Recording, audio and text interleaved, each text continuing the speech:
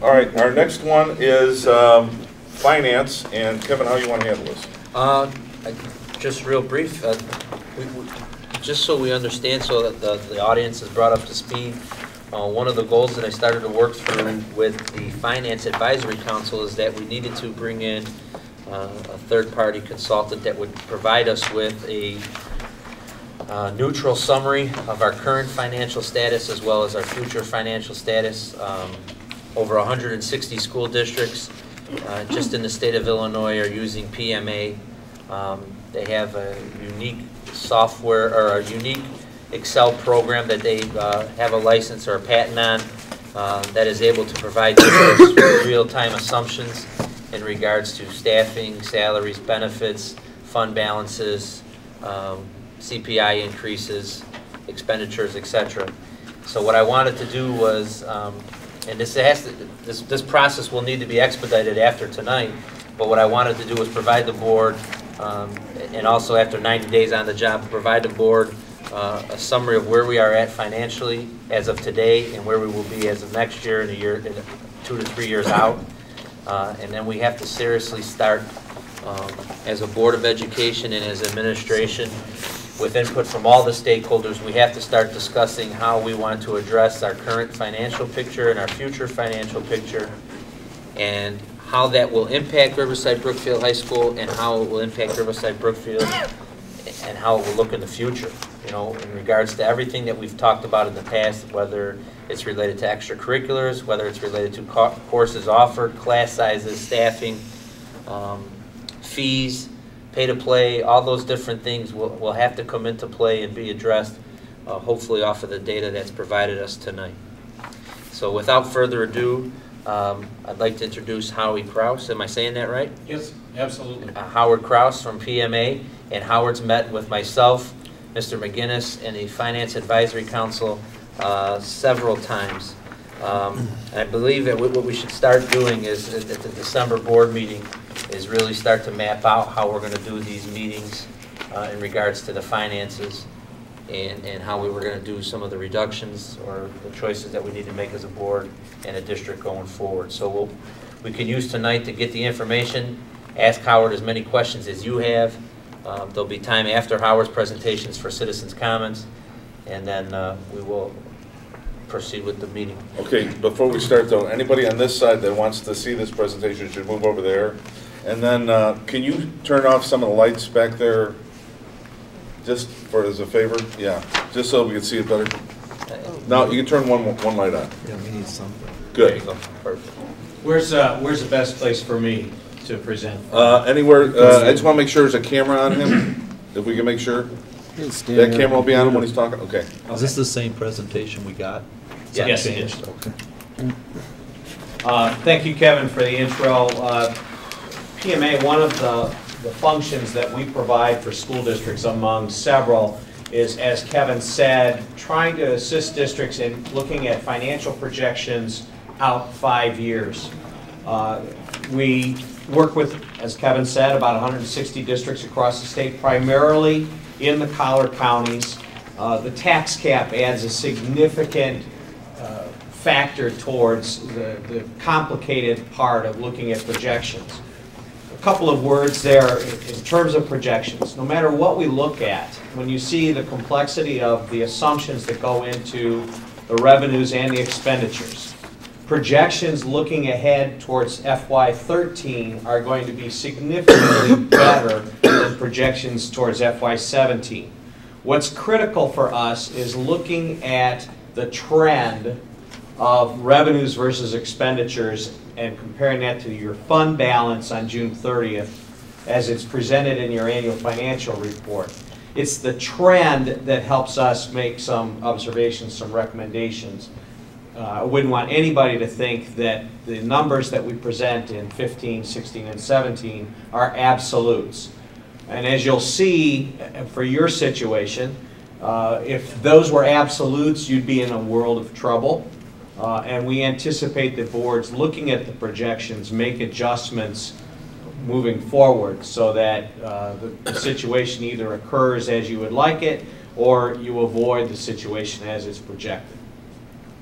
The the assumptions all go into a multitude of spreadsheets, but we're looking at is what is the trend, and then to look at how we present scenarios. And you'll see a couple of the slides talk about some sensitivity analysis, that if the assumptions change by some increment, what does that mean? And we'll look at those, especially on the revenue side.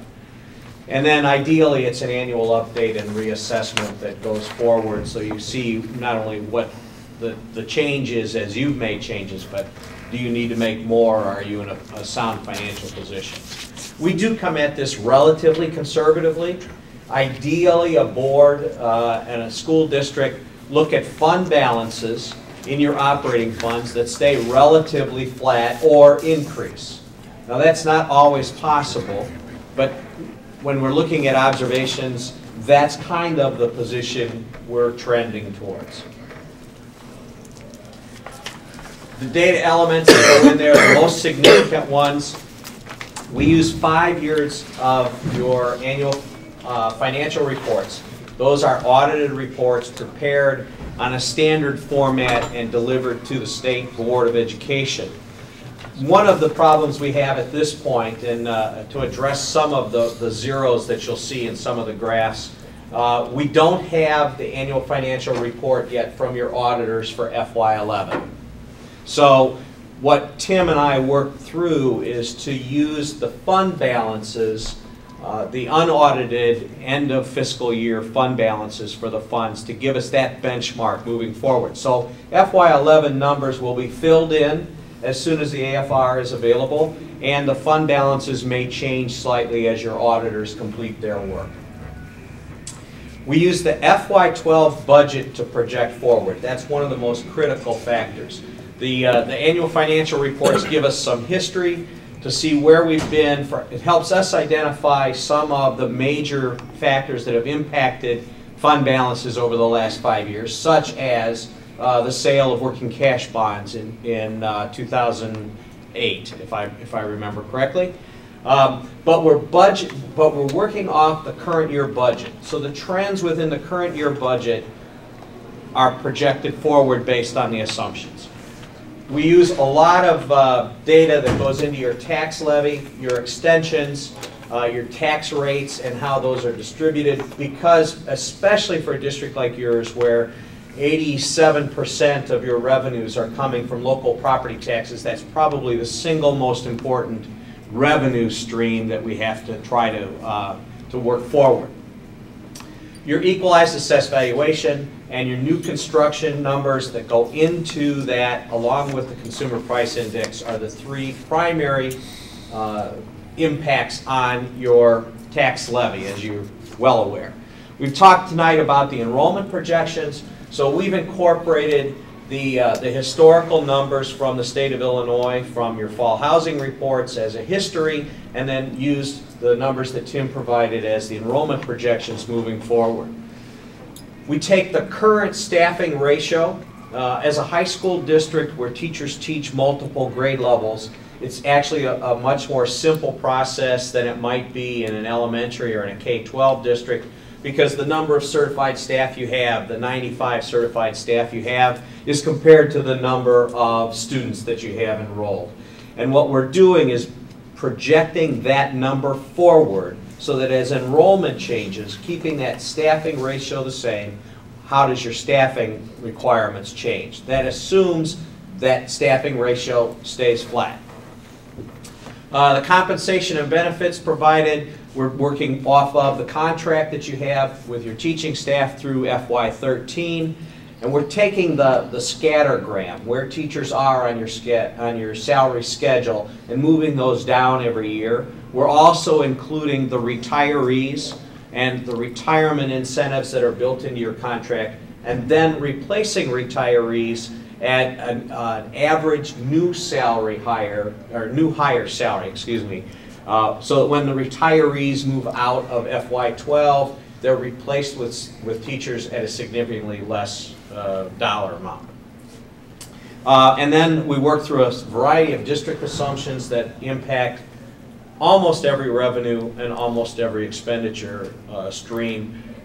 First at the function and object level, which is how Tim and Kevin and I talk about your budget, but then also down to if we're going to improve technology, where does that expenditure come into play and how does that impact a specific year? I'm going through this in a little bit of detail, more detail perhaps than we normally would, simply because we've not done this before with the district, or if you remember, I think we did this probably back about 2006 or 7, but largely with a new board composition, we wanted to spend a little more time giving you some background. And how I'm going to call you Howie, all right? Yes, Please. absolutely. We don't know each other real good, but what in that 2006, why were you doing that for us then? I think at that time, the district had contracted with us to do that. Okay. Then there's been a gap since then. Okay. So let's talk about FY11, and again, this is based on the unaudited numbers that Tim and I looked through. The district did better than expected in its operating funds, and as we're talking tonight, we're talking about the operating funds that include your education fund, your operations and maintenance, transportation, IMRF, and your working cash fund. IMRF, the Illinois Municipal Retirement Fund, which includes Social Security and so forth for your non-certified employees. By about $200,000. So that's the good news. The bad news is that you projected a deficit last year of about $2.2 million, and your deficit only came in at $2 million.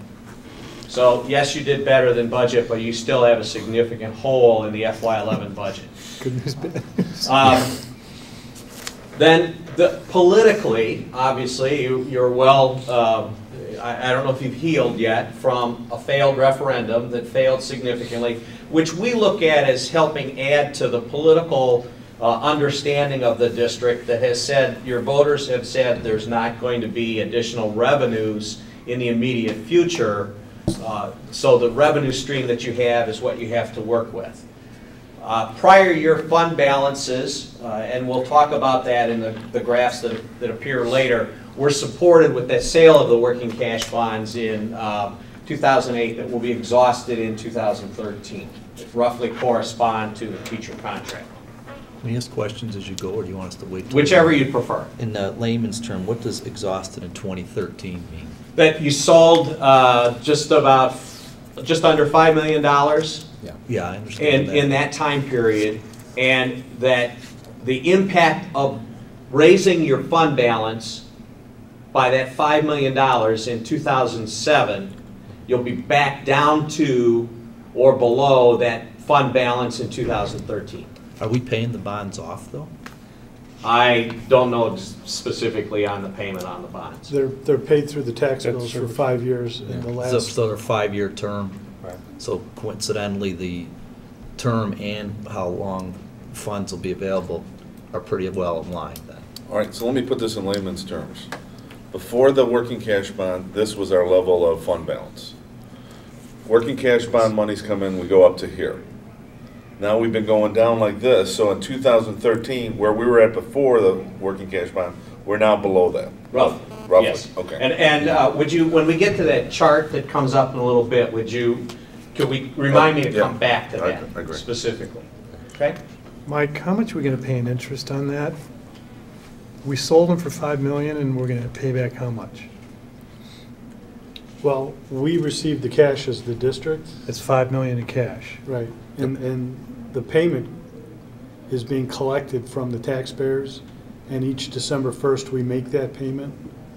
So I don't know what the interest would be on that. Do we have any idea what it is? We could probably get that from. Right. I can get it, I mean, I don't know right up Pam, I mean, I can provide that. But after 2013, when that working cash bond is paid off, that includes the $5 million we got, plus any interest that was paid Right. on that bond. When we say we pay it, we don't even get the those payments. taxpayers. It's taken right out of the tax The collection tax bill. by the treasurer. That's the debt payment that's paid right And out. it's run through the debt fund, so it's Right. nothing we can run Right. in or out of the Right, it's like a mortgage on your house, so it's whatever, and you end up paying 100% more in interest. I just think we should know what, instead of using 5 million, we should say 5 million slash 8 million. What, But the $5 million comes into the operating fund. right. And then the paying off is over here in the capital debt fund. Right, but it's still 8 million from Not- people's It's taxes. the cost they have. Well, I don't to think you should finance say it. 8 million. I I don't don't think we think paid it's 8 million. 60% interest on it It's not over as 5 years. We'll get the percentage. Right, I just want, right, it may not be 8, let's hope it's not. If you stated a question, we'll get an answer. Okay. Yeah, that would Okay. be It's a kind good of. question. All set? Yeah. Okay. FY12, the district has projected a deficit this year of $900,000. So that's significantly reduced from that deficit that you incurred in 2011. Go back to, district receives 93% of its resources from local sources. That includes your property taxes, corporate personal property replacement tax that is basically a flow-through of the district's portion of sale taxes collected by the state of Illinois. And you are in the 4th year of a 5-year contract with your teachers. That's still, regardless of everything else, that is a significant impact and event in the district's financial projections. The highlights. There's the good news and the bad news. The good news is you do not rely on the state of Illinois significantly. The bad news is the state of Illinois is not to be relied on because it has been falling behind. There is at least a little bit of glimmer of hope that the district received the 2 categorical payments that were due to it from FY11 earlier this year by about 60 or 90 days than what it received last year. There's a hint that we may get a little more money from the state to make up some of those categorical payments that the state was behind. On the other hand, with general state aid, it's a small amount of your revenue, but the state, because it was not funded to 100%, has had to prorate the amount of general state aid it's distributing to every school district by about 5%. So where normally you get 22 payments with the last of those, 22 equal payments, the last of those coming at the end of June, that payment will not come and the early June payment will be reduced slightly. Ultimately, it's about 5%. I think that's about $13,000 or $14,000 that the district's general state aid was reduced. So again, you do not receive very much money from general state aid. You probably get more from categoricals when the state's paying on time. On the federal side, we've been supported across the country with federal dollars over the last 3 years, but those are exhausted. And I don't think anybody would assume that there's any more relief coming from the federal government at this time or into the future. And quite frankly, although the super committee didn't do its job, the budget cuts that will have to be imposed mean that some of our federal dollars are likely to disappear over the next few years.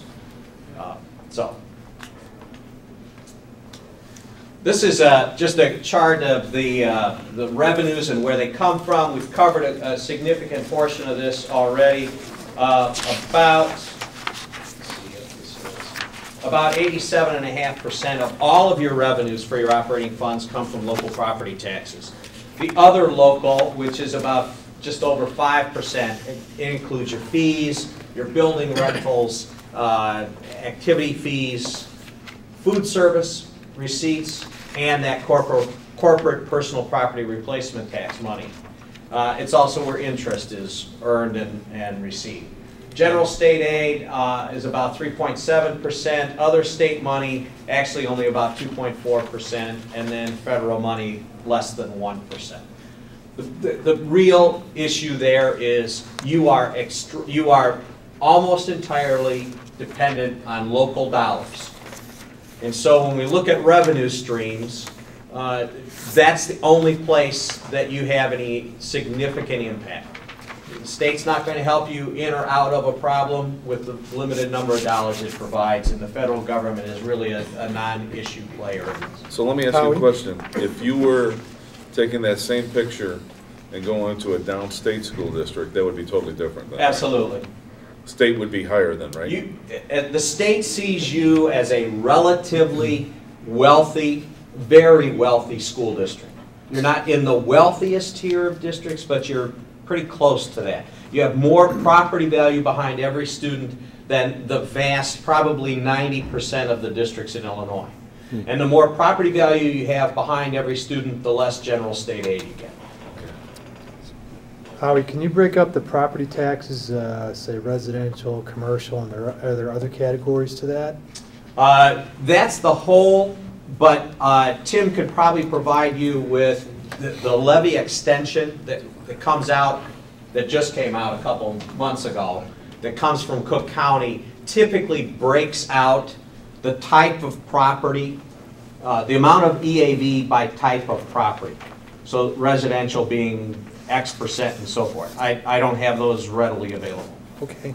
Okay. Now, those are the equalized assessed properties, so that after commercial properties and those kinds of properties are assessed at 25% of their market value, that's their equalized dollars. Where homes now are at 10% of their market value. So a $100,000 house would be $10,000 of equalized assessed value.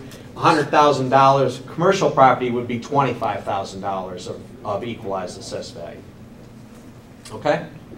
And then the multiplier, of course, goes on top of that. And in your experience, commercial versus residential, residential is probably the biggest majority, am I right? Or is it, compared to our district like us? I don't remember the breakout. No, ideally, the more non-residential property you have, the more tax dollars you're getting versus kids. Okay. You know, the worst districts are those that are, 80, 90, 95% residential. Those districts are hurting significantly. In our case, most of our revenues come from residential or commercial? He just asked. Yeah. I don't know. It's got to be from residential. It would be strictly what percentage of your EAB is residential versus commercial. Well, it kind of makes me nervous because when a company like Edward Don is vacating next year, in a dynamic analysis, that's a big chunk of a couple $100,000 worth of revenue. That's going to hurt us. No. Somebody still owns the property, still has to pay the property They have to pay taxes, exactly that amount, or unless they change the value If of the zoning is property. commercial, or Less salaries there, too. industrial, whatever it is, that's the rate's going to stay. It You take- affects the you sales take- tax, but not the You take all the property tax. values of all the land Yeah. Sales tax would get. on the denominator, yeah. and you take whatever property value on the numerator, and that's the percent you're gonna collect of the levy we're gonna pass next month. So the So- vacant property doesn't affect the. No, vacant property is still a piece of property, has a Still being numerator, taxed.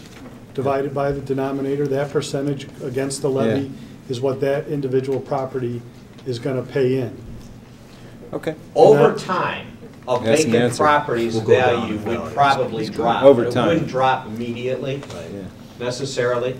So an empty storefront still has the value of the property, but on the commercial side, the assessors have some leeway to take in the profit generated or the money generated by that property. So a vacant property right next to a fully used property would probably over time have a smaller EAV. And so for your home, your value stays the same. The vacant property, the denominator is reduced. You're gonna pay paying more, slightly right. more of the levy Oh, yeah. mathematically. Yeah. Feeling it. Right. Okay. And explaining to the taxpayer the tax cap versus how the district sees it is we're two trains passing on tracks that don't even Different come close tracks. to each other. Okay. Okay, local revenues. Earlier, as Tim was presenting the levy information, the CPI that guides your upcoming levy is 1.5%, meaning you have access, you have authority to have access to 1.5% more revenues than you received from this year's taxes, plus what you would get from new construction. Now, in that equation, as Mike was talking about, property values can change significantly for existing property, and it has no impact on the dollars you're going to receive. It changes the tax rate But it's only the CPI and new construction at that tax rate that generates any additional dollars. And as you know, we're in a situation where new construction has pretty much slowed to a very small trickle compared to what it was a number of years ago. So the third bullet, that new property is estimated at $2.5 million per year.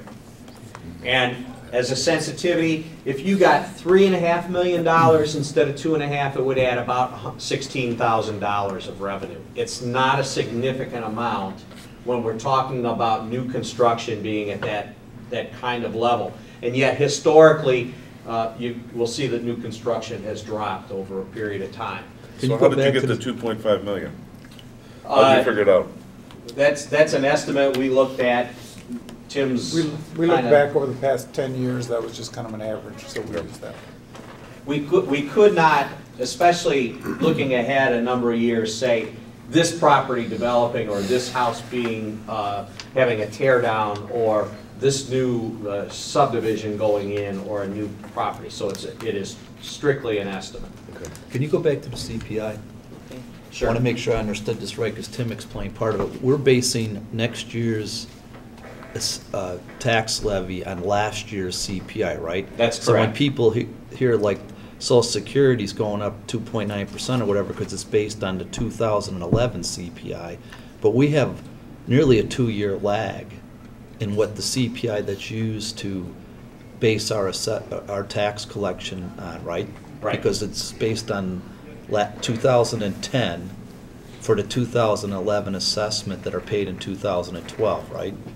As clear as that is, Okay. absolutely. Yes. The CPI that comes out in January of 2011, which really was the measure of how much inflation there was during the 2010 calendar year, is used then for the tax year 2011, which is money generated in 2012 and for the FY13 budget. So when you go from a low CPI period into a increasing CPI period, you're going to have less, your revenue generation is going to be at a disadvantage versus probably your expense cost. The revenue a year later Right. is going to go up at the CPI rate. So if you have the smaller CPI, when we went from the 4.1% CPI a couple of years ago to 0.1%, it was, you know, that year before that 0.1 came in was good, and then the 0.1 was a terrible year. Okay. Thank you. Please. What happens to this formula when our homes are reassessed and they decrease in their value? Okay. Let me talk about the CPI. The other projection that we have is to keep the CPI at 2% in future years. Conservative estimate perhaps, but we have seen more volatility in the CPI over the last 5 years than we had in the 15 prior to that under the tax cap. That 4.1 1 year down to 0.1, down up to 2.7, down to 1.5. We haven't seen that volatility. We're in very strange economic times, making it a little more difficult to project forward. But even based on your sensitivity, even if you say you double it, you're only saying to be $350,000 additional revenue.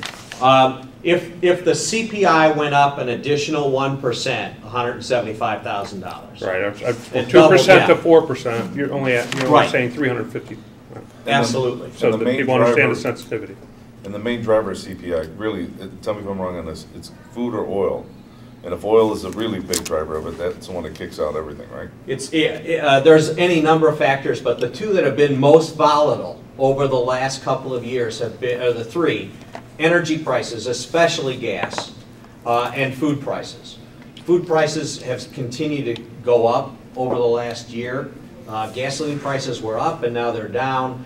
CPI is still running a little bit better than that, but what happens in November and December before we get to January is the guess. Gotcha. At least in January, we will know what the CPI is for a year from now. Okay? Now, we get to your question about what happens with the triennial reassessment. This is a relationship between what happens to existing property compared to the CPI. Okay? If CPI is 1.5% and the property in the district goes up 1.5%, then your tax rate stays flat. If CPI is 1.5% and as we're anticipating here with the reassessment, existing property goes up 7%, then the tax rate goes down. But in the next year, where we have a drop in EAV historically, against a 1.5 or 2% CPI, that means your tax rate goes up in that year. Okay, so if your existing property goes down or less than CPI, your tax rate goes up. If it's more than the CPI, your tax rate goes down. Did you understand the way Mike explained it, Laura? Because Mike explained what the actual effect is on the individual homeowner. Did you get that? Because if you didn't, maybe you could explain it again, Mike, so that people listening would understand. We're always going to collect, let's say, $20 million. And then how are we going to collect it from the people in the community and the businesses? Their value of their property divided by everyone's value.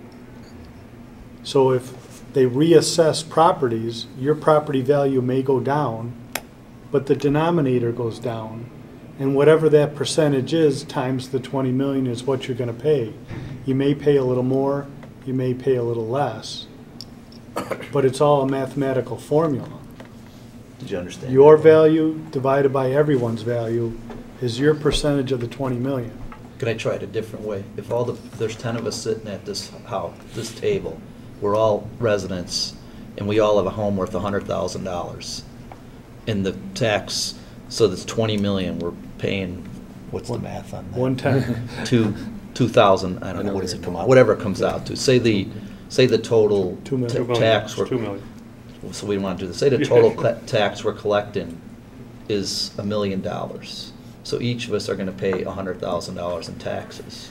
If all of our values, because it's the market really affecting it, if they all go up to 120,000, because all of ours stay the same, we're still going to pay $100,000 each. The rate's going to change. If all of them go down to $80,000, we're still going to pay $100,000 because it's only our 10 houses that have relatively stayed the same value that are being assessed. So since our assessment is what it is, our payment is going to be the same. That's why I keep saying the rate might go up or down, but the amount we pay is going to be the same. So in a case like this, what they're saying, if everybody's, pick a number, on average people's houses went down 20%, they're just going to pay a higher rate. If somebody's value goes down more than the norm or stays higher or goes up more than the norm, they're going to actually pay not just a higher rate, they'll pay a higher kind of relative tax. Does that make sense? So if one of our properties was the vacant storefront and that went down in value, that storefront would pay less than $100,000, and each one of us would be paying paying more to make up that $1 million collection. So I think what's important for people who live here, us who own homes, what has to happen, the taxpayer, we're all worried, are we going to have to pay more to sustain what we have now? Or if we're all reassessed less, how much less does the school get? And then what does that look like? Schools and always. The tax cap says you're going to get, you have access to 1.5% more dollars. Okay. And everybody's dollars on their EAV is going to pay the same rate. So depending on what happens in your home, the likelihood is you would end up paying more dollars For less of the house. even for less value on your home. Right. So we have the 20 million levy, and CPI says we can now collect 20 million plus 1.5%. If all our values stayed the same from last year, each house would approximately pay 1.5% more to the high school and that portion of their tax bill. And they're also making a change in a homeowner's exemption that's affecting everybody as a resident too. they're reducing the amount of the homeowner's exception, and they're shifting what was reduced on residents, in essence, are gonna pay more, and the businesses are gonna pay less. So you have that factor too when you're talking about people's tax bill. There's so many moving issues with Cook County with the classification system and the non-residential properties paying 25% of market value versus homes at 10%, and you know that it's extremely difficult. But the bottom line is that what worked when home values were appreciating greater than CPI, which restricted the amount of money a school district could receive, now is reversed, and we're guaranteed access to 1.5% even though home values may be going down. So taxpayers may have to pay more. Yes. Yeah. And after we do this, will we have any indication how much more taxpayers will have to pay? You won't know until next October. So it's a moving target, but if everything remained the same, we would collect CPI more. Yeah, 1.5%. Yeah, 1.5% more. I think, you know, Howard's not gonna be able to break down what our individual Right. tax bills will be. But I think the main message that we need to take from this and from his presentation as we allow him to move on is we are solely dependent on property taxes. That's right. There's no hidden dollars here, you know, unless And the, pl- you know, the economy quickly turns around and several blocks in all of our neighborhoods start doing tear downs. We're going to be pretty consistent at this rate, which means we have to balance our expenditures with how our revenues are coming in, or get to a close point of that. Plus, we also have to watch out too, because triennial will also hurt us, depending on what section of the triennial is going to be. So last year when Chicago was up, which takes a longer time to get their appeal process, we had to wait for monies to come in, which then required us to do tax anticipation warrants. This year, the section for the triennial that was under review went pretty fast and was not a very explosive or volatile area, and we got our monies, you know, in time to do that. But that triennial's got to figure in too, in budgets going forward, when you're going to get your money for that October payment. So, But I think for us as a school board, when we're looking at that, when the referendum didn't pass because people were afraid to spend money, we're in a situation because our homes are being, you know, reassessed and they've gone down, which means we're going to have to pay more taxes, plus our exemption is not as much, so we're going to really have to pay more. And if our new monies, personal new monies, aren't coming in from our jobs because we're frozen and we're paying more in tax, that makes it even more challenging from a school to be able to go to taxpayers and say, can you give more? Because the taxpayers are going to say, I'm already giving more because of just the way the tax system in Illinois is. Right there. And I think we need to be very cognizant of that. That is true. that's true. All right, why don't you keep on going? I got it, sorry. This reassessment pattern, where do these numbers come from? 7%, 3%, 0%? That's been roughly the pattern that the district has seen in its EAV over the last few years. The next slide, I think, highlights that, correct? Right, I think so. Okay. On 99% on tax collection rate. Yes. With the high rate of foreclosures, is that what the 1% addresses? We have not seen anybody with significant drops in their collection rates because even with the foreclosures, The banks are the paying. banks are making the payments. Now, they may be delayed Okay. to, 30 days or 31 days before they pay a penalty, but they're still making the payments. And then the other question I have is, what about refunds? We're given data before where we had anywhere from about $500 to $1 million a year in refunds. How is that addressed? Those are the killers. Yeah. Because often those will come after the close of the fiscal year, or after the close of the extension, where Right. those are dollars back. We have not specifically accounted for those. I suggest you look at it. They gave us a chart where we had significant refunds for several years in a row. Mm-hmm. So I don't see that we can eliminate that as a factor. Okay. Tim, you can provide Howard the P-tabs, right? Okay. Here's a chart of the equalized assessed valuation, and you can see the pattern of up, then down, then up a little bit more. It just continues out into the future. Can you go back to the previous slide just for 1 second? So general state aid increases? Oh, sorry, thank Okay, you. no problem. General state aid. General state aid is a function primarily for the district of three factors. Your enrollment and your average daily attendance. Your enrollment is projected here in the next little bit to go up, so your average daily attendance is going up. And then it's against your equalized assessed valuation. So you were sort of in a down year this year. It's always a year to 2 years in arrears, which means from the state's perspective, for a period of time, you have less dollars per student. And then when the assessment goes back up, then a couple years later, you start to go down. So this is a Cook County pattern with relatively stable, slightly increasing average daily attendance, that your general state aid will fluctuate a little bit, up and then back down. Okay? You have to almost see the calculations that we do on the general state aid. And the other factor in that is what the foundation level for general state aid is. And we're projecting it to be flat for the next 3 years before it starts to go back up, which prompts some increase down the road.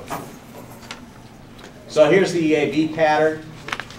New construction, new growth. You see it peaked in 2008.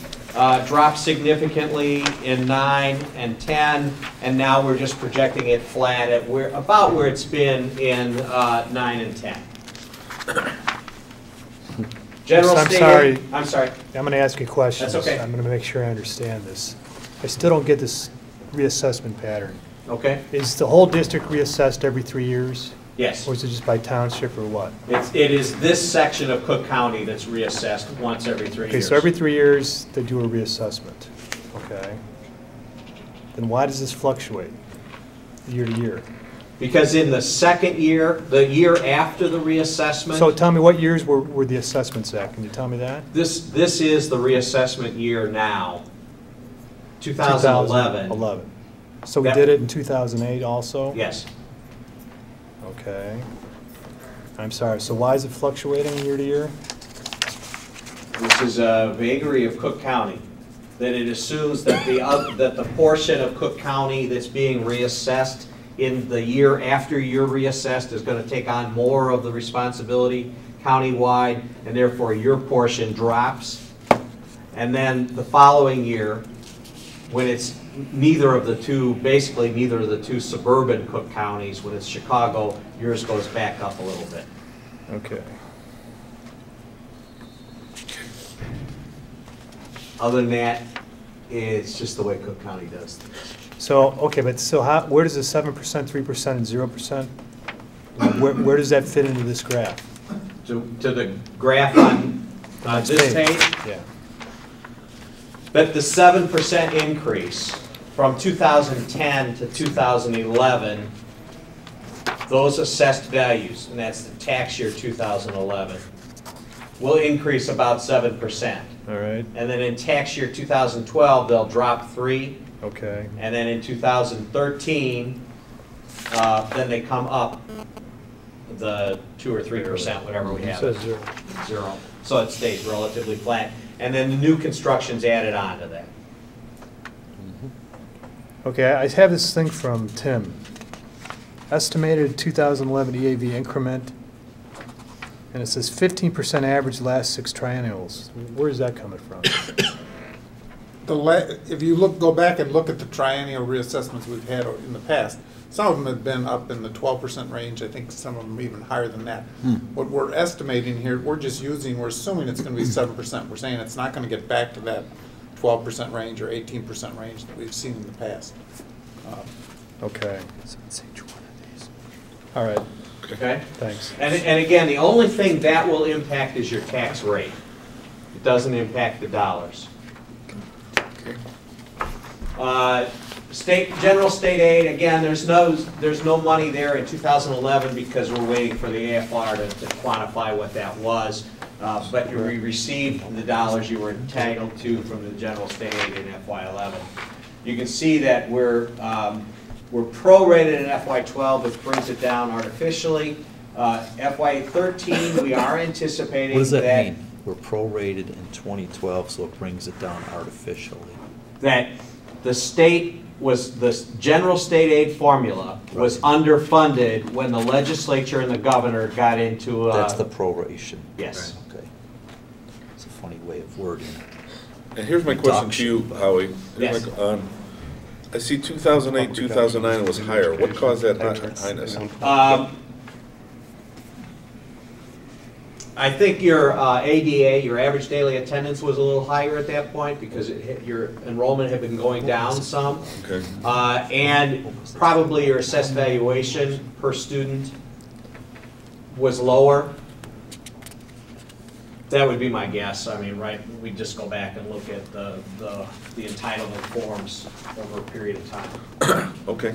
So, and again, I might be asking the same question as Matt a different way, but if you look at 14, sure you could explain the spike, but in 14 through 17, we're roughly showing 700,000, and in 08 through 10, we're showing, let's say, $1.3 million.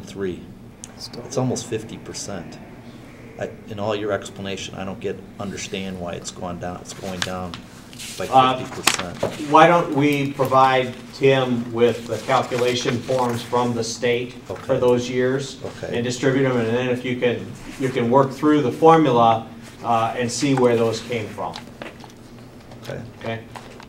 It's a very complicated formula with a number of moving factors. I understand, but can you give me a high level why it's going in half? ADA was higher. Okay. And your EAV divided by the ADA meant you had less local dollars than what you have now per student. Okay. And so the state made up the difference. Okay. Expenditure budget. The two largest categories are clearly salaries and benefits, accounting for about 78% of all of your expenditures, and you have purchase services that is also somewhat salaries, but they're contracts out with Aramark, for example, where salaries are not yours, they're under a contract to an outside provider. Supplies and materials, capital outlay, all of those smaller amounts in this current year budget.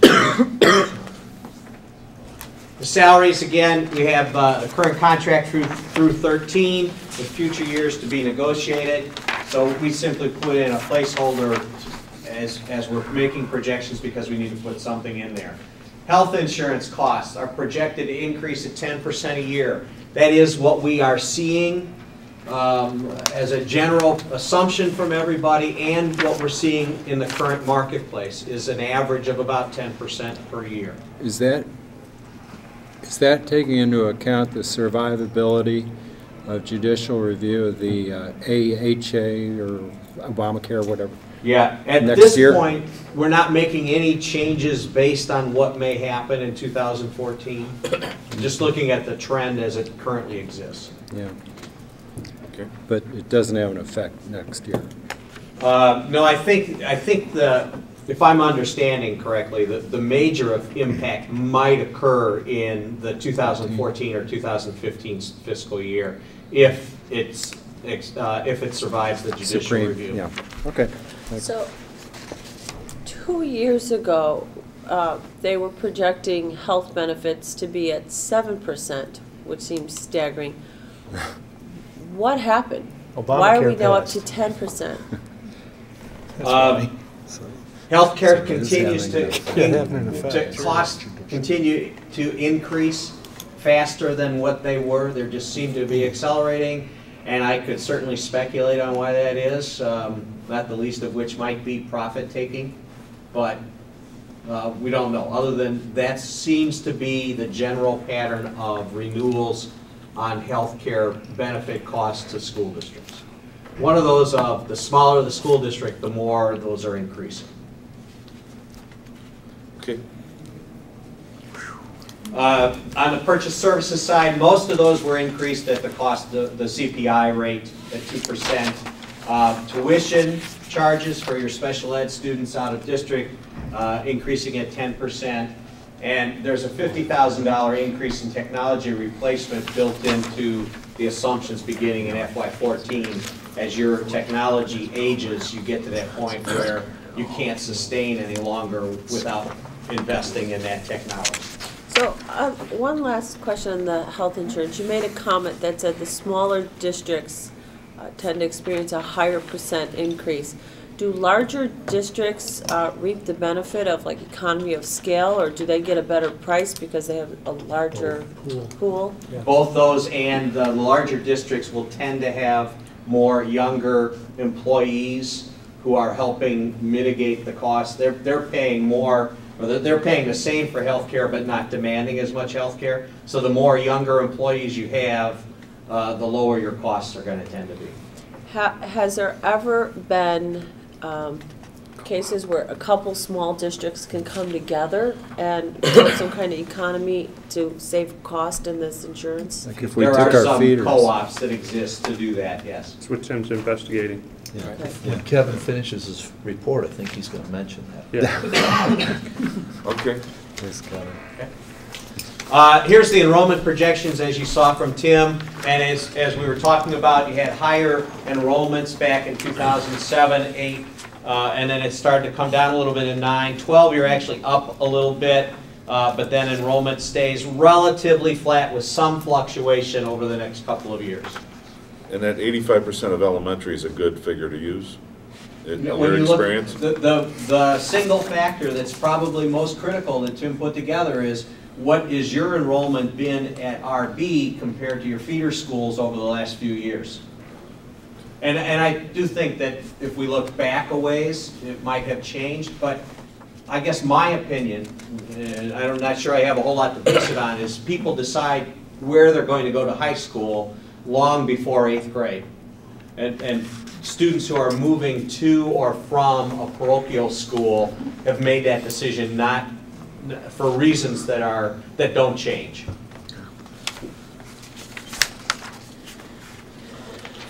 Staffing projections then, we're at 95.5 in the current year. If we kept those staffing ratios the same, we would see a slight drop and then a slight increase that just simply goes along with those enrollment projections. But over a period of time, there's really very little difference between now and 2017 because the enrollment's not changing. Why is there a jump in 2015 by 1.5 FTEs? There's only a That's change when of that- 20. That's when that 7th grade class of like the 184. Yeah, but it goes from 1440 to 1469. Okay, and we're dividing by 15 point something, which is the current, like 15.38 is the current staffing ratio of teachers to students, or students to teachers, if And you will. that makes sense. Okay. Is there a reason that we're not including the information on the non-certified staff in here? No, we've just looked, because your teaching staff, first of all, rate of pay for your teaching staff is so much higher, and because there are load bearing, if you will, to your that directly tie to your enrollment, we don't get into the non-certified staff specifically. So is that ratio is 15. Shouldn't that be the same as What it is?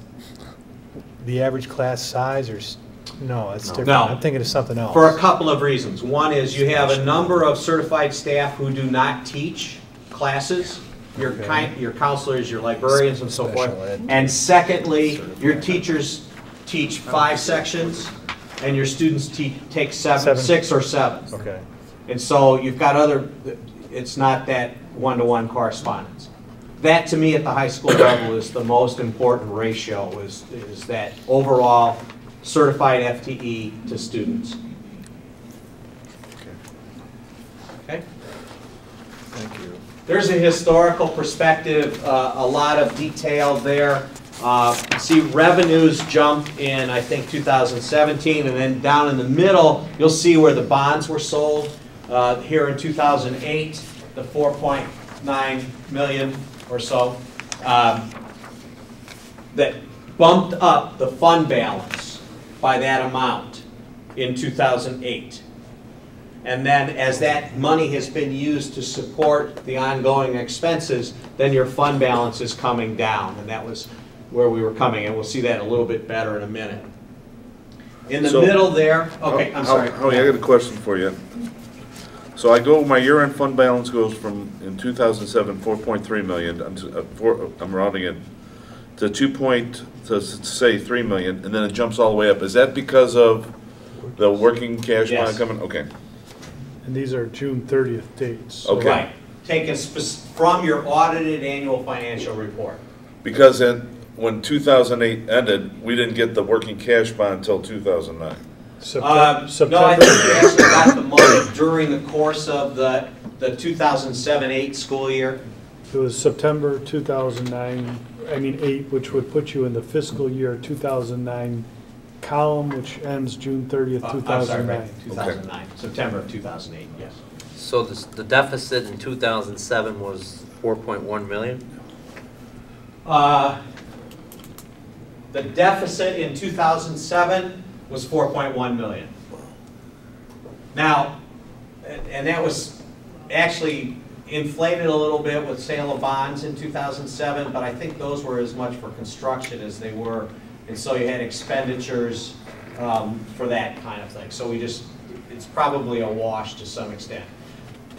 A couple of things. Looking at the revenue stream, there's a significant jump in local revenues in 2008 that is not tied to the sale of bonds. I think that's probably referendum.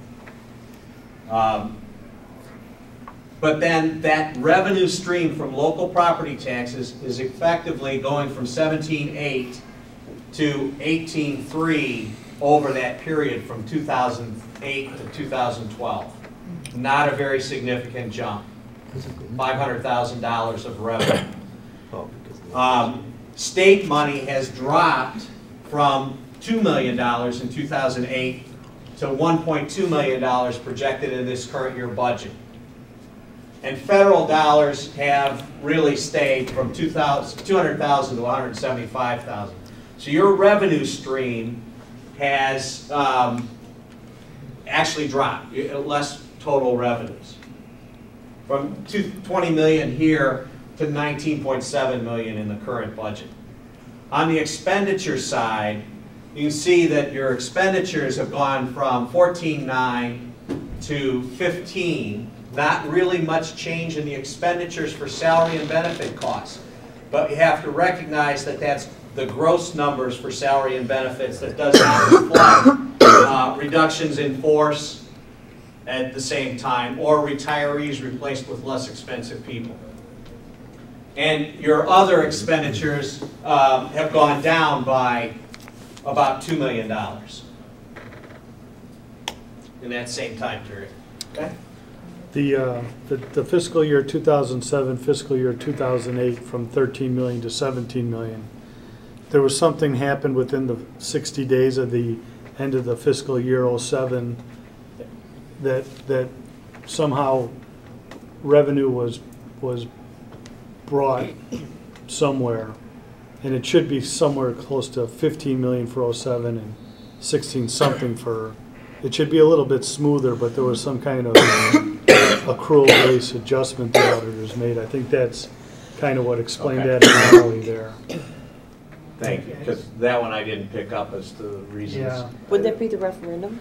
It had something to do with a portion of the referendum, something, but it should be a little bit smoother. But the auditors made some type of an adjustment, so it looks a little bit out of whack, but it should be somewhere like $1.4 million, $1.5 million back from 08, which would make it, almost 15 million. And then the 17 would be down to 16 million. So Okay, in on other the words, we I'm weren't sorry. running the $5.7 million deficit in 2007. It was more like 3 million. Yeah, but then the next one was bigger.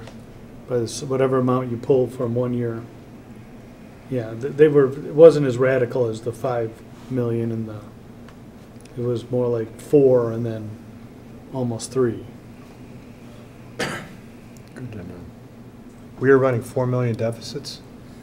Well, if you take 1.5 million of income out of fiscal year 08, approximately, your surplus/deficit line would be reduced 1.5 million. That would be 4.1. But then your 1.4 in the next column, if you add 1.5, it would be almost 3 million. Yes, we were deficit spending. So Laura? yes, they were deficit Good time. spending. Were you there? Mm-hmm. Okay. Okay, any other questions on this, Chair? Yeah, this probably would change a little based on what Mike says, but based on the numbers, our reserve was only 14 and a little less than 15% in 2008. Yes, at the end of that. So based on Mike's numbers, maybe it was still around 20%, Mike, probably. I can't do math that fast in my head. Okay. I Yeah, think but- at the end of the fiscal year, regardless of what happened in 7 and 08, at the end of FY 08, that would have evened out. So the Okay. 14% is probably accurate. Oh, okay. But you also look at the end of FY '08, your ending fund balance is 14.75, and then the infusion comes in, look, at you go all the way up to 36. Right. Just trying to suck out that, you know, what I mean, try to bring that, That's the 4.9 in bonds. yeah, Okay. Okay. okay. Revenue projections moving forward on the next one. You see property taxes are projected forward. Here, CPPRT going up at 2%, at flat. Very difficult to project. Hopefully that will pick up, but even And if it CPRT is, English? Sorry, What's corporate your acronym? personal property replacement tax. okay, Came into existence in the late 70s, where instead of corporations paying for all of what was personal property at that time, your desks, your chairs, your amusement park rides, they replaced it with effectively a sales tax that was distributed out to every governmental body. And your portion of that is about $390,000 right now. Earning on investments continue to drop because your fund balance continues to drop. And general state aid, you saw that chart as it's relatively flat over a period of time, Except for 13. except for 13. Just comes back down to where it has been historically. so now I got a question for you. And it's on this revenue, but it's totally different. Okay, we passed a referendum for the construction. It says 63 million over a certain amount of time. But they float a bond out there to get this money, so it's in the bank right now, waiting to be paid out for all this. The interest from that monies that we got the bond for sits there and starts building up interest, and that interest goes back into the fund, right? It goes into that capital projects Okay, fund, okay. And that builds which up. is not part of the operating funds we're looking at. Okay, good. I want to make, this does not include the capital operating. That's correct. Good, Nor the expenditures from that fund. okay. The expenditures, looking ahead, projected forward, again, some of that same detail. You can see the salaries and benefit costs projected from 12 to 13, salary costs to go up 4.15%, to drop in 14 to only a 2% increase. That's because of the number of retirees you have in 13, plus a reduction in teaching staff with that enrollment. And then a 6.9% increase in 15 projected 4 and 4. And then your health care benefits as the largest portion of the benefits increasing over that period of time. So, Howie, I got a question for you. Benefits go up and then start going down and go back up again. Is that because the reduction in FTEs, right? There's, yes, probably. Can you just explain why the benefits go up 24% in 13 and then drop by 2% in 14? One of those is a factor of the IMRF rate increasing for your non-certified people, and then a significant portion is your health care benefits going up at that 10% rate. That's my point. Plus you have an additional teaching staff, I think, in that, I'm sorry, I can't remember when it's going up and down. And then what we end up with is salaries that are not accounted for as TRS salaries are thrown into an IMRF, and I think that one's bumping that IMRF benefit up a little bit more than we probably would see. Okay, that might have sounded really great to you, but Yeah. I have no idea how that translates into a 24% It really is about- increase and a 2% decrease. Yeah, it really is about the IMRF rate projected forward. And that's the For your non-certified Non-certified, staff. which I asked earlier, should we include them, and you said they're not important. But now we're showing that they're pretty important on this chart. As a portion of that, yes. Okay, well, I think it'd be helpful to get the full picture. Or even, you know, I don't know what the percentage of our salaries are, but you just were told earlier about a quarter of our staff is non-certified, right, Kevin? Yeah. So I presume a little less than a quarter of the salaries and benefits are, but it's still significant. All right, let me ask this another question. Those numbers there include certified and non-certified staff. Yes. And on the IMF, the increase is caused in the 1 year because of the IMRF for non-certified staff. Right. So, That's a portion of it. Portion yes. of it, okay. As is the healthcare benefits. Those Okay. would be the two things that make up the majority of that increase. Okay. Okay? All right. So when we put those together, again, that the projections through 2017 are not going to come into dollar amounts. What's critical is in the middle of this picture, that surplus deficit line is all red and continuing to grow. That your deficit annually is getting bigger with the current set of projections. And as such, then your fund balance is dropping significantly. So it's back down here at the end of FY13, we have a fund balance that's at about 2.4 million, which if you remember was pretty much where we were in 2008 before the sale of the bonds. So we've used those monies to support the ongoing expenditures, and without any of that additional, then you're looking at those deficits moving forward. Now, if you made the cut, if you turn that surplus deficit to, you know, even, zero, that would be balanced, what would happen after that? I think somebody liked that question outside, so. If you can balance a budget, then looking at projections, it's really going to change the direction of the line. It's going to flatten it out significantly. It may not flatten it out completely, but if you eliminate a $2 million deficit with ongoing expenditures equaling ongoing revenues, then your gap narrows out.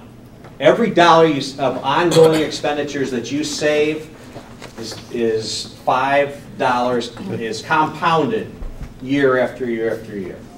Maybe to help, if you look at that fiscal year 2013, if you were to balance the budget, meaning there would be no surplus, you would basically have the same beginning fund balance of $4 million.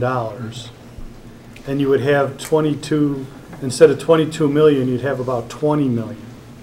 So you'd have 4 divided by 20, Okay. which would be about 20% fund balance at the end of the year. Which leads into this slide, if you will. Now, this one's really complicated. Howie, can we go back for a minute? Absolutely. I know that you've done a lot of school districts. If you were a superintendent or a president, you know, or on a board, what is, I know 33% is the optimal, but now we're in hard economic times. What would be the percentage of ending fund balance you would like to have? If I'm in Cook County, If you're in Cook County? ideally, I would have enough to last so that I had enough money in the bank on June 30th to get through until your November or December tax collection came in, which to me would probably be in the neighborhood of 33 to 40%, like off the top of my head. Okay. Because if Cook County is delayed, as it was last year, then you're, with 20%, you've expended that fund balance by September or October, and now you've got to somehow borrow to get through until the taxes come in. My preference would be not to have to borrow to meet ongoing obligations, to meet my payroll or to meet my accounts payable. So how come we're using this fund balance as a percent of revenues? I thought it was supposed to be percent of expenditures. Isn't that our policy? Yes. Then how come we don't have that? This is the way the state board figures one part of the financial profile score. As revenues, okay. Is revenues. We believe that a percentage to expenditures is a much more critical number. Okay. And I think that's really that days on hand at the bottom. Mm-hmm. The fund balance in months of expenditures, that's the critical number that we think is important. So what should it be? It was Well, for a Cook 33%. County district, those months of expenditures, assuming that you're going to get taxes in November, should at least be July, August, September, October, at least 4 months. At least 4. And if you have to allow for them being late, then 5 months. I'd like to delve in a little more of your, again, being a financial expert, but your position on the 33 to 40% fund balance seems a little contrary to what has been coming out in the public lately, where there's been some serious criticism of school districts that are keeping large reserves because the taxpayers don't think it's fair. And an economy like this, where I don't know what we would borrow at, but it can't be a very high rate. If you have to borrow money for a couple of months and keep, you're keeping a 20% fund balance, I mean, that seems like a legitimate way to manage your funds versus always having 33 to 40% balance on fund. And the other factor is, other people's perceptions or the staff's perception is if you have this money on hand, you can spend it. So could you weigh those other factors into, yeah, it'd be nice not to borrow money, but if borrowing money is not an expensive exercise, it's, if the interest rates are 20%, what you're saying probably makes a lot of sense, but when interest rates are 1 or 2%, borrowing money is not a big expense to the district. Okay.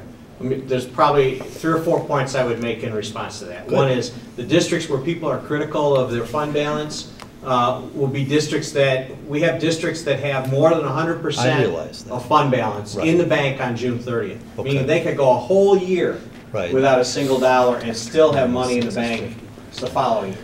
That's not your situation. I understand. Second, yes, interest rates are inexpensive and borrowing money on the short term is not very expensive at all. It's the fundamental problem of, are you spending money and having to borrow money to make your payroll, Right. that's costing you money that you shouldn't expect to have to pay, even if it's little. Well, I got to tell you, there's a lot. I work for a utility. We're cash. A gas company has a lot of cash during part of the year, like after the winter when all the bills are paid, and has not a lot of cash. And it's for decades. They borrow some money in the short term when paying the bills because they're paying for it first, and then they pay it off when they get it. There's businesses that do that too because funds are cyclical. Mm-hmm. So it'd be one thing if you were borrowing without borrowing permanently long term to pay short term things, but when it's because of the cycle of how the cash flow works, and especially when it's based on the fact that you don't know what the heck Cook County is going to do, it seems to me that it's not as risky or as contrary to good management of our funds. All we're doing is looking at the same as the gas company would. What's your fund balance at the end of your fiscal year? And that's all they're looking at with the fund balance that's reported on the annual finance report. And Cook County districts are at something of a disadvantage because of the cash flow cycle being November and March. That in June, you've got something that's going down quickly, as opposed to a DuPage County district that gets an infusion of cash in June. Oh. Okay? All I'm saying is that ideally, you would have enough money in the bank on June 30th, so you wouldn't have to borrow to make your payments until the taxes come. I agree That's with all. that. Just that, it is that same cash flow issue that you find in your business. Okay. And in Cook County, it's supposed to be September 1st. Right, that's what the, It's the law supposed to says be. that, I think. But And anytime you're gonna go past December 1st, when your bond payments are due, when you're borrowing money, you're now paying interest on money to pay interest on money. And it doesn't seem like a wise business practice after December 1st in any scenario, in my opinion. Plus also, by doing that, by using that theory about borrowing, even if lower, the state board financial scorecard would start targeting you, because that would get bigger and bigger all the time, right? right. Especially if your borrowing has to get bigger each year to make those payments. But the thing is, you have to educate the community that way then. Yeah. The community's got to understand, the financial experts expect you to have 33 to 40%. Right. And, and if they don't understand that, or they don't think you need it and they're not going to pay it, then you have the other alternative to you, right? And you mentioned about teaching staff. When you have, when people want to look at your fund balance on June 30th and say, if you were a DuPage County district, you've got 50, 60% fund balance. Why aren't you giving that to us as negotiations? And there again, you go back to the cash flow, and it's educating your staff on the cash flow to understand that as well. I think that's a big question that comes up when I met with the teachers during the department meetings was, why do we need to keep a 20% fund balance? Why can't that be 10? Or why can't we use that? And I think that's one of the reasons we have PMA coming in and to not only update the board, but also update the community and the staff next week, is that we go 3 or 4 months with no revenues, sometimes 5. Last year was, 5, almost 6. Yeah.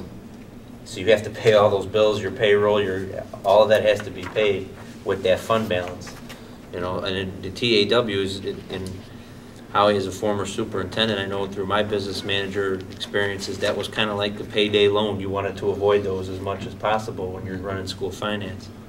Plus, I remember Mike, and tell me if I'm wrong, the TAW we did last year, I think we paid interest and everything was $30,000. $38,000. And like what it cost for interest was not that. It was more of the. It was like half interest, half fee. Half fees and transaction costs. Transaction costs and stuff. So, am I right? That usually gets stuck big time on that. This year at the delegate meeting, the Illinois Association of School Boards, it was approved to bring forward to state of Illinois that that the state ought to pay the district's money on time or be fined and have to pay interest when they're delayed. Yep. Because several districts said that they have incurred these expenses having to borrow money to make their payrolls, and that was supported and approved. Sure, because it's looking at one piece of the pie. Right. If we pay school districts, then who don't we pay? Because the state doesn't have cash. Right.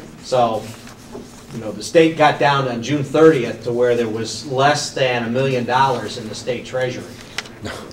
I mean, this talk about fund balance is nice and talk about cash flow, but if inherent is, if we're starting off at a 30, going to a 20, going to a 10, what we're saying is we're deficit spending and it's not sustainable.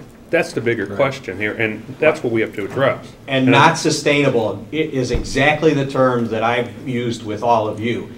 The deficit that you have is not sustainable over a period of time. You have to do something, because otherwise you end up in a situation where your deficit keeps getting bigger and bigger on an annual basis, and at the end you have no money in the bank. You're basically totally broke. So we had the 33 fund balance policy, and we backed it down to 20 to try to get us somewhere in the future to see what we could do. It's temporary. Okay. So this chart brings a lot of information together in one place. The red line, as you see it, is historical fund balance and annual fund balance at the end of each year, projected for 2012, and then projected forward to where in 2015 you would be broke with the projections as we're seeing them. The blue line is an estimate of what your low fund balance is during the course of the year. It's spiked a little bit in 11 because we don't have the annual financial report information. But basically saying that you would likely borrow some amount of money in 2012 if this is an accurate projection. And it's a very rough estimate.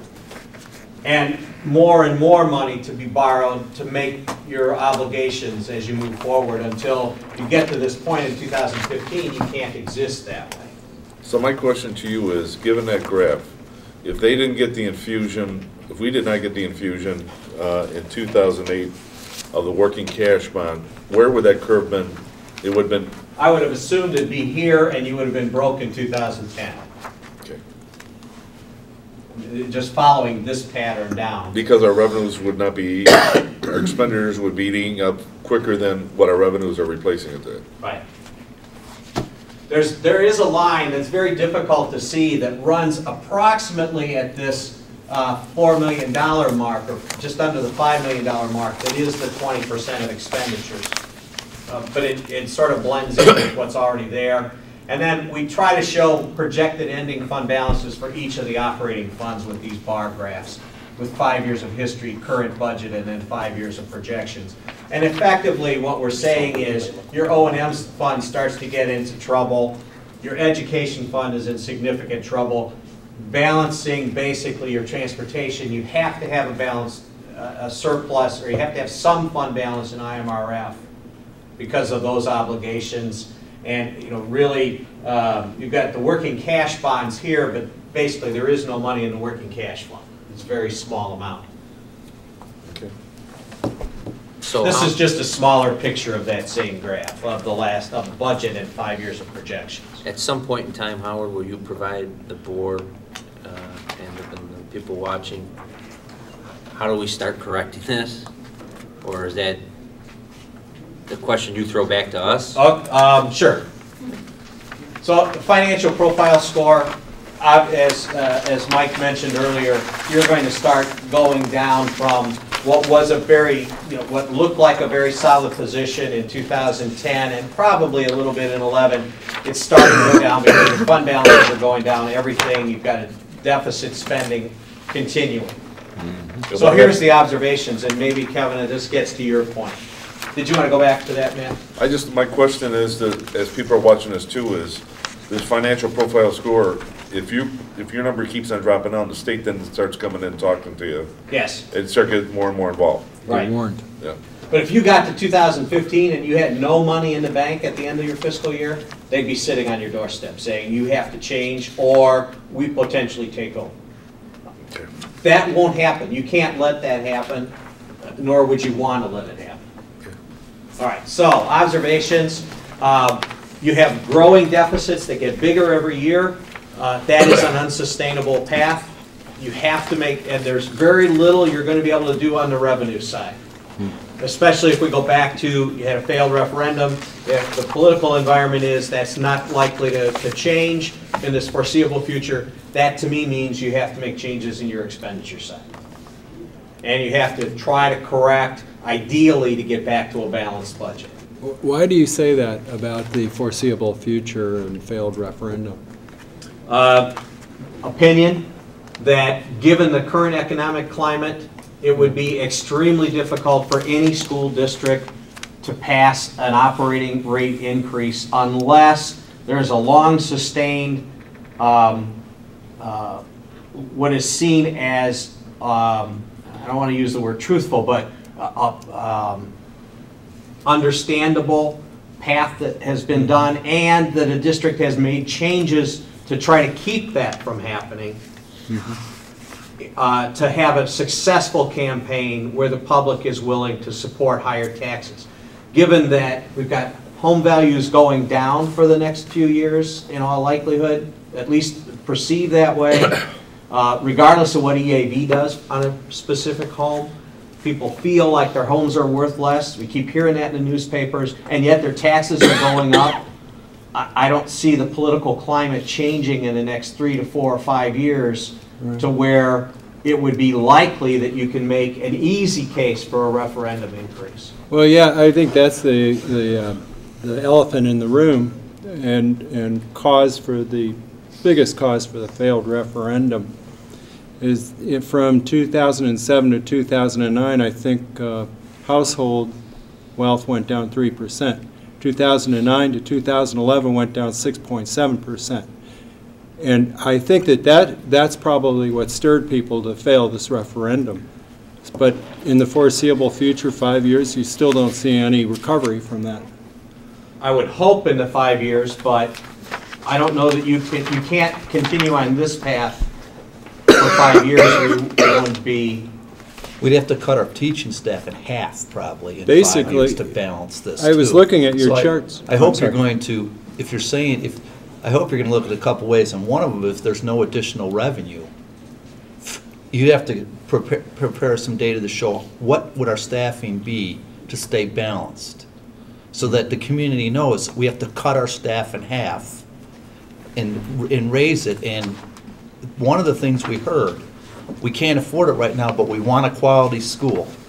So you're looking at data here, and you're throwing out, it's not sustainable, then I hope part of what we paid you to do is then put numbers down to show, in order to do what you're suggesting, what would our full, and you only have part of them, that's why I want to see both certified and non-certified in here. What would it take for us to do it? Because as the inflation goes up, you'd have to cut your staff in half probably to get what you're talking about doing. Yeah, but I want to say something too. The other pink elephant in this room is not only just our staffing, but it's all the extras we have in this school. And like most households, mine included, you know, we have 26 sports. We have everything in this school. And maybe we're going to have to make some real hard decisions that we can't have every luxury. A sport's a luxury? Yes, a sport is a luxury. Is a club a luxury too? A club is a luxury. A sport is a luxury. A stipend is a luxury. And we're going to have that hard conversation. But if we cut all the, you can't put that in. If we cut all the stipends, you still got to cut the staff by 40 or 30 or 40%. Right. It's a small piece of Let's it. let Howie finish up his presentation on it, because we have some more going. Okay. So, again, we're coming at this as we do not have an identifiable source of additional revenue built into the projections. And it clearly is coming from not having a referendum succeed that would drive additional property taxes.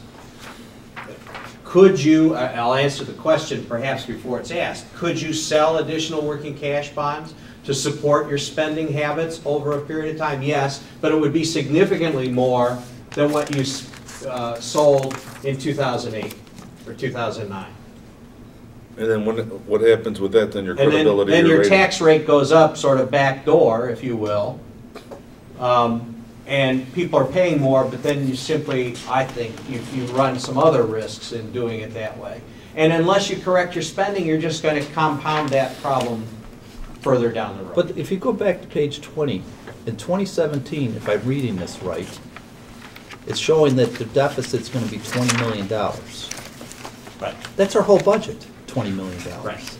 In the CPI, you projected 2%.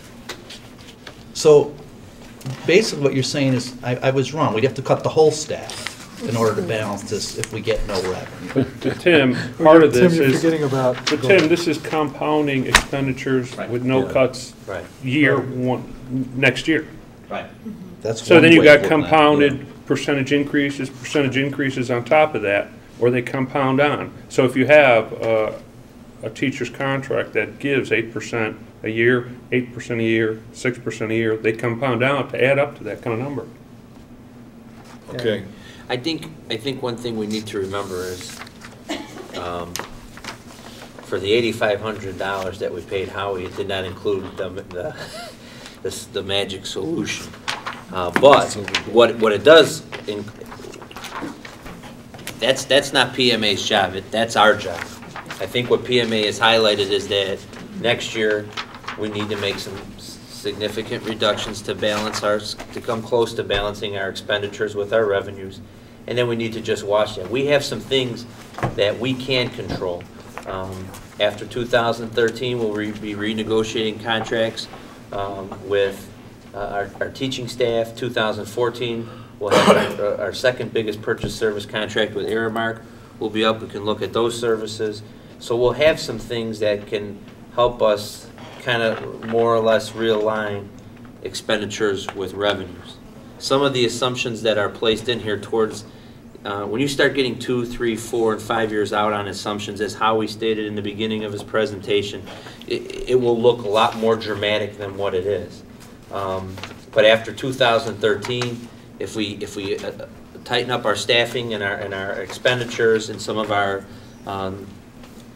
luxuries, as Laura called them, and we can come closer to managing our benefits and salaries and expenditures, it won't look as bleak, if I'm not mistaken, correct? The curve, the back side of the curve wouldn't look so bad. Absolutely. That's right. Absolutely, because as Gary said, you've got a compounding deficit A $2 million deficit looks like a $4 million deficit, looks like an $8 million or $6 million deficit.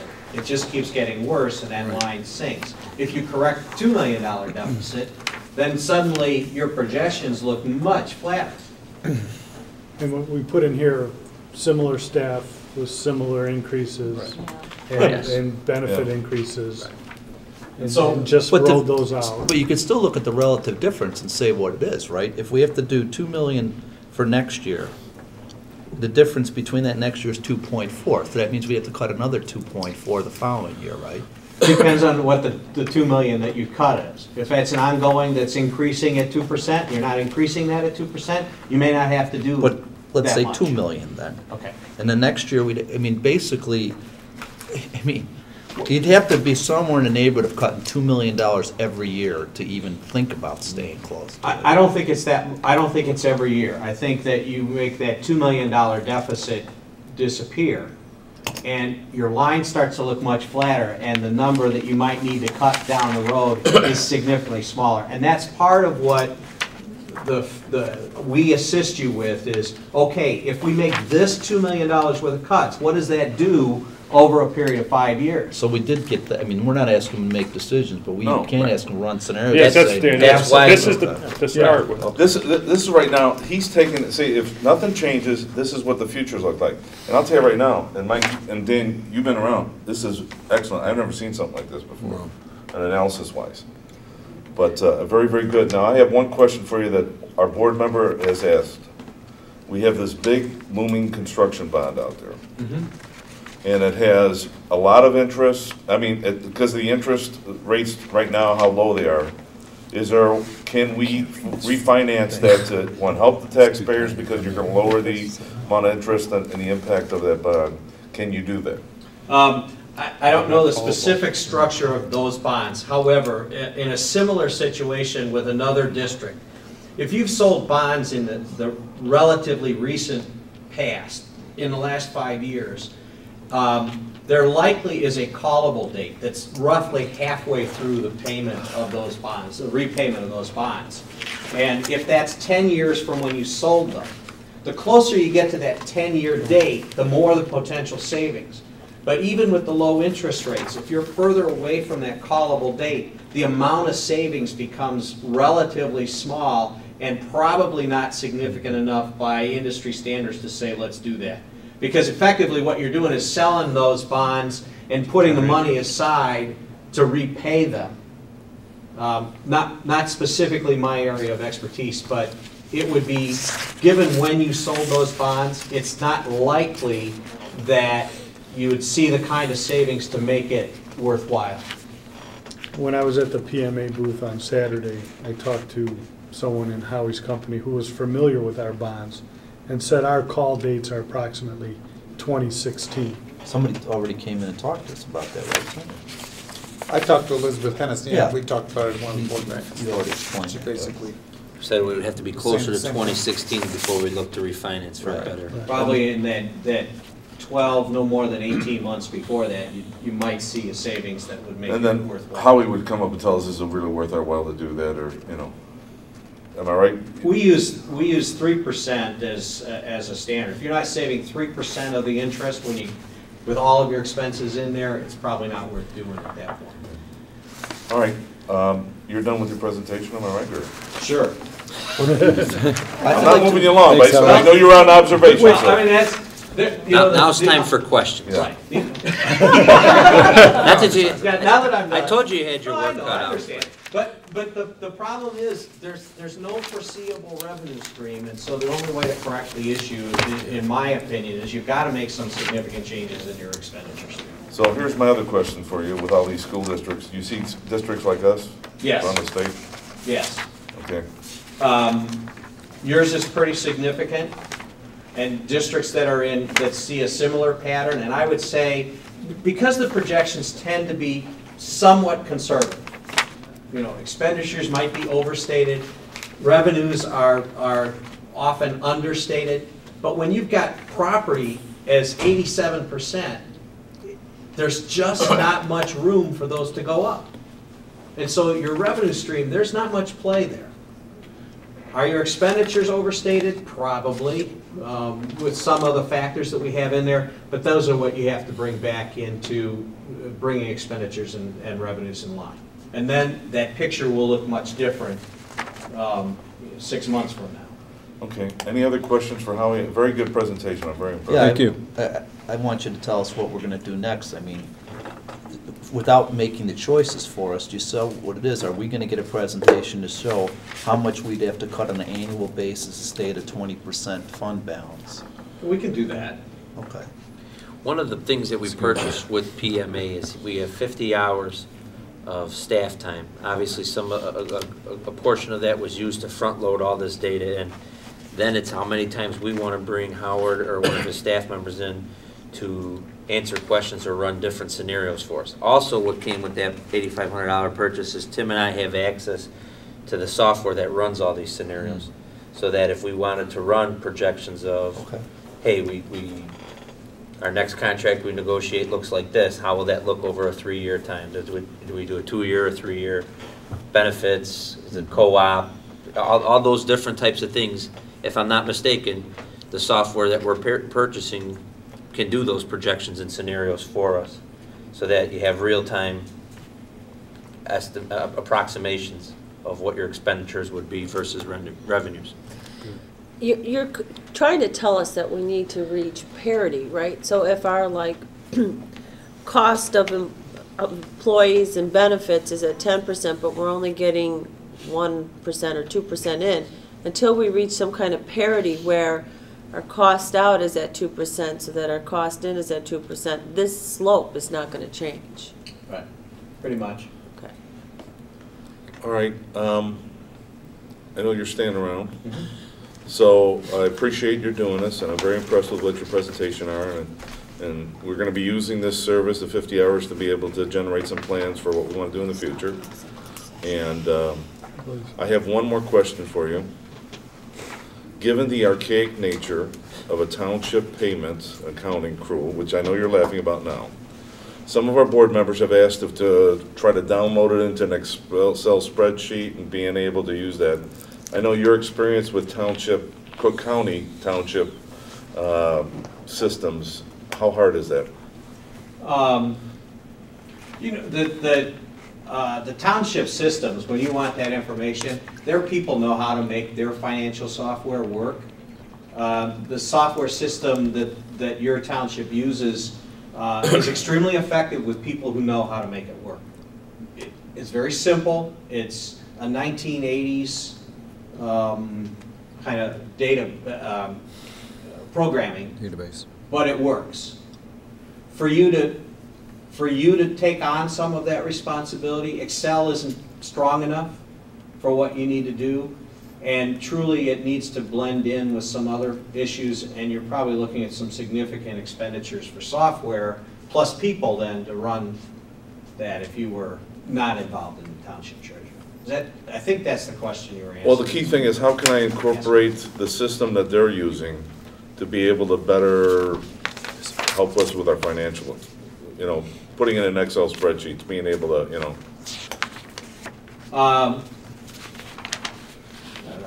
You know, we used to have DCR. I'm assuming that's what the township has. And somebody who could get the right information and translate it into Excel can do that, but it's a little bit tedious. Okay. Not impossible, but tedious. Okay. All right, why don't you have a seat, and then, do you have any more updates, Kevin, on the finance advisory? No, I think Howard touched on that, and Laura asked the question. We are looking at... Excuse me, Chris, can you turn the lights on there? You didn't talk about it. You didn't cover your notes. On finance? Yeah, you just went right to Does the PMA. public get to ask them questions? No, there's visitors. So, we got a couple things here. In regards to finance, Tim is exploring a co-op just to see if that would save us costs. One thing that we need to remember is that our total cost of our premium, not our premiums, our claims cost is what will drive a co-op's price for us. So what we have to see is, right now, we are self-insured. We're going to see if it will lower our cost by joining a co-op. But based on our number of claims, we'll determine if that's going to be a cost savings to us or not. Plus, under the contract, current contract language, we have to make sure that we provide the same benefits, and I believe it says same provider. It doesn't have to be same provider, but same benefits, correct? Essentially the same coverage and Yeah, benefits. so it has to be same coverage. So we are looking at that. In regards to the construction project, the Finance Committee has began to inventory all of our items, literature, invoices, contracts, and beginning to scan those electronically to review the accounting from the construction project. And the Advisory Council calendar, Tim has already shared a draft with us. Mary Ann is working on compiling those with other operational calendars. And we're in the process of developing that as a one. I should hopefully have a draft to the board by January. Can you expound on one thing? It's my understanding, actually from hearing from you, but I think it's worth saying publicly, that you have reached out to other school districts about their reporting on their construction projects, and it would appear that the reports we had were at least as detailed as anything you found in any other school district. I did have one or two examples which I shared with, I did share an example of that with the Finance Committee. The Excel spreadsheets that we were running were very similar to what other districts do for construction projects. Give or take some detail, broken out a little more, where with some of our Excel spreadsheets, we had some line items that were just large line items, you know, $20 million line items or a $15 million line item. But a very similar format in regards to the overall Excel spreadsheets that they were keeping on a regular basis. Thank you. I did find, and I'll bring it out, about 2 years of the monthly reports. I also found PMA's bond schedule, and so that's all in there. And I've scanned it and made copies. Wow. You could say thank you to my administrative assistant. She's Well, the thank best. them.